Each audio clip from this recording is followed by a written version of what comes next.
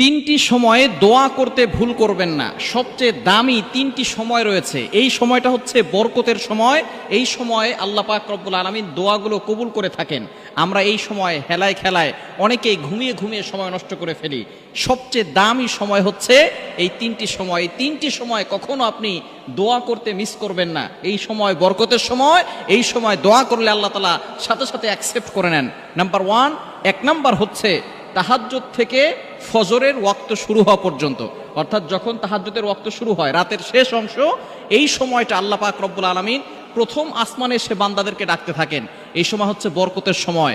বুখারী শরীফের হাদিস, নবীজি সাল্লাল্লাহু আলাইহি ওয়াসাল্লাম জানিয়ে দিয়েছেন, যখন সকল প্রাণীগুলো ঘুমিয়ে যায় রাতের শেষ অংশে আল্লাহ পাক রব্বুল আলামিন প্রথম আসমানে এসে বান্দাদেরকে ডাকতে থাকেন আর বলতে থাকেন, আলা আমি মুস্তাগফিরিন ফাস্তাগফারালা, কে আছো গুনাহ করেছো, আমি আল্লাহর কাছে ক্ষমা প্রার্থনা করো, আমি আল্লাহ তোমাদের গুনাহ খাতাগুলো